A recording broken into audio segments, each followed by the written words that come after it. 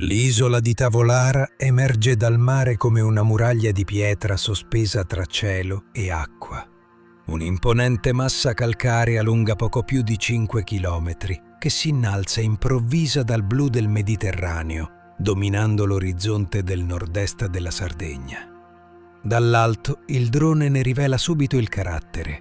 Tavolara non si concede lentamente, si impone.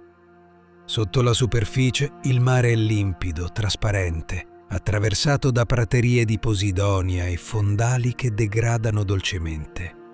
È un ecosistema protetto, parte dell'area marina di Tavolara Punta Coda Cavallo, uno dei tratti di mare più preservati del Mediterraneo. Dall'alto le sfumature dell'acqua cambiano continuamente, smeraldo, acquamarina, blu profondo. Tavolara è anche un'isola abitata dal silenzio. Pochi uomini, poche costruzioni, una presenza umana discreta che non ha mai piegato la natura. Per secoli è stata rifugio, punto di riferimento per i naviganti, confine naturale tra terra e mare.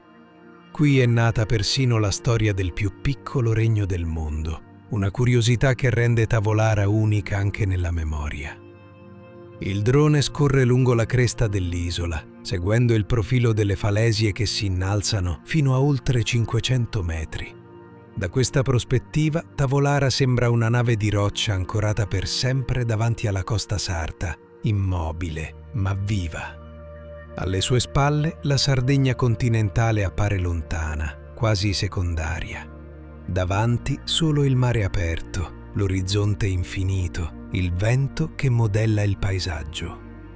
Tavolara non è un luogo da attraversare velocemente, è un'isola da osservare, da rispettare, da raccontare con lentezza.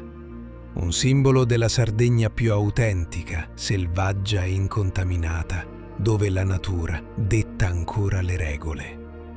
Poi, lentamente, il paesaggio cambia. La roccia si fa più scura, più compatta. Le pareti iniziano a sollevarsi, prima con dolcezza, poi con decisione. Il drone sale e Tavolara comincia a rivelare la sua vera natura. Un'isola che cresce in verticale, un corpo di pietra che si stacca dal mare per cercare il cielo. Le scogliere diventano falesie, pareti immense, incise dal vento e dal tempo, dove la luce scorre creando ombre profonde e tagli netti. Qui la dimensione umana scompare. Tavolara diventa monumentale, primordiale, quasi inaccessibile.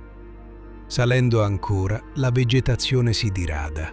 Il verde lascia spazio alla roccia nuda, al bianco del calcare, alle linee essenziali di un paesaggio dominato dagli elementi. Il silenzio è assoluto, rotto solo dal vento che corre lungo la cresta dell'isola.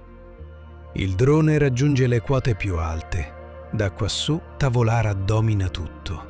Il mare si apre a perdita d'occhio. La Sardegna continentale appare distante, ridotta a un margine sottile. L'isola non è più un luogo, ma una presenza, una sentinella di pietra piantata nel Mediterraneo. E infine la cima. Qui Tavolara si ferma, non sale oltre. Resta sospesa tra cielo e mare, immobile, eterna. Dal basso verso l'alto, dall'acqua alla roccia, dalla vita marina al vento puro della vetta, l'isola racconta una sola storia, quella di una Sardegna selvaggia, intatta, che resiste al tempo. E dall'alto, mentre il drone si allontana, Tavolara resta lì, maestosa, inalterabile, proprio come una regina che sorveglia il suo regno.